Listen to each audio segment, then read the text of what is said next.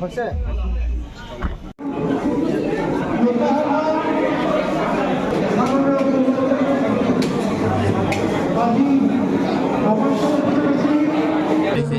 কাৰ্বি আংলংবাসীৰ প্ৰতি আপোনাৰ মেছেজ কি? আমি জনাবলৈ বিচাৰোঁ এই দুদিনীয়া কাৰ্যসূচীৰ যোগেদি যে অনাগত দিনত কাৰ্বি আংলঙৰ ৰাইজৰ মূল সমস্যাৰ ওপৰত প্ৰদেশ কংগ্ৰেছে আমি বিশেষভাৱে গুৰুত্ব দিম।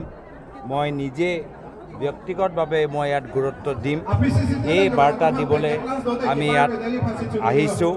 ইয়াৰ পূৰ্বে কাৰ্বি আংলঙৰ মূল বিষয়বোৰ আমি দিছপুৰৰ ভিতৰত এটা বিশেষ সংবাদমেল যোগেদি ৰাইজৰ মাজত লৈ গৈছিলোঁ আৰু আজি আমি নিজে আহি দিছপুৰৰ পৰা আমাৰ প্ৰদেশ কংগ্ৰেছৰ টীম দুদিনীয়া এটা কাৰ্যসূচী লৈ আমি ইয়াত আহিছোঁ।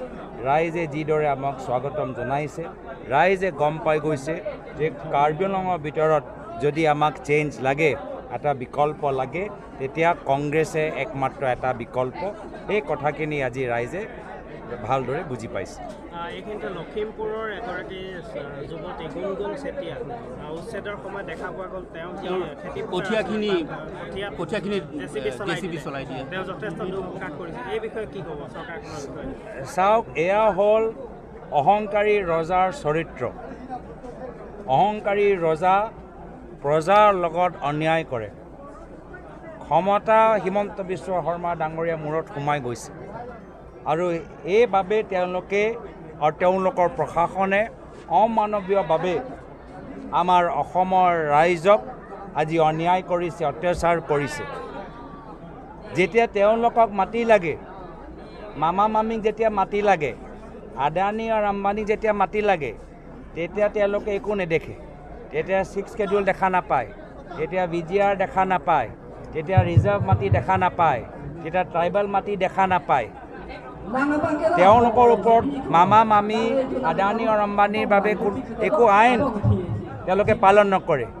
এই গোটেইবোৰ উচ্ছেদ মাত্ৰ দুখীয়া মানুহৰ ওপৰত অমানৱীয়ভাৱে। আমি এই ক্ষেত্ৰত বাৰম্বাৰ আমি কৈছোঁ যে এইখন বৰ্তমান চৰকাৰ অহংকাৰী ৰজাৰ দৰে ৰাইজক অন্যায় কৰিছে আৰু এই অহংকাৰী ৰজাৰ ৰাজত্ব আগন্তুক দিনত কংগ্ৰেছে নাইকিয়া কৰিব। গৰুখুটি বিষয়টো কিবা ক'ব লাগিব?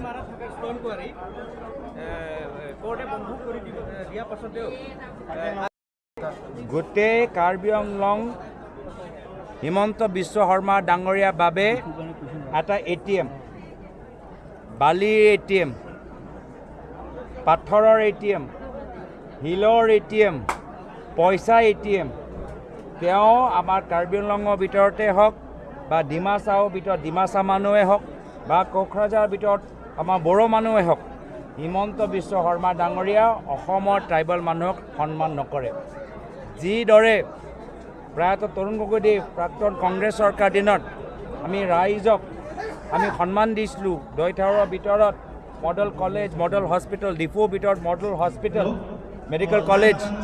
আজিৰ তাৰিখত তেওঁলোকে মাত্ৰ ATM যোগেদি ATM দৰে ব্যৱহাৰ কৰিছে। ইয়াৰ পৰা মাটিৰ ATM, বালিম ATM, পাথৰম ATM, কয়লা ATM, অবৈধ পইচা ATM। তো আজি দেখিছোঁ যে আমি যে তেওঁলোকৰ বাবে বিজেপিৰ বাবে কিছু মানুহৰ বাবে ৰাজনীতি হ'ল এটা পেচা, ৰাজনীতি হ'ল এটা ব্যৱসায়। দিছপুৰত হিমন্ত বিশ্ব শৰ্মা ডাঙৰীয়া প্ৰাইভেট লিমিটেড ফাৰ্ম চলি আছে আৰু কাৰ্বি আংলঙৰ ভিতৰত তুলিহাম ৰংঘাং প্ৰাইভেট লিমিটেড ফাৰ্ম চলি আছে। আমি গৰুখুটি সম্পৰ্কত পইচাৰ কেলেংকাৰী বিভিন্ন ধৰণৰ আমি অভিযোগ প্ৰদেশ কংগ্ৰেছৰ ফালৰ পৰা আমি দাঙি ধৰিছোঁ। আমি বিচাৰোঁ যে গৰুখুটিৰ ক্ষেত্ৰত কেলেংকাৰী যে হৈছে তাৰ ওপৰত CBI এটা তদন্ত হওক। এই আৰ এছ এল যোনটো কোৱাৰী আছে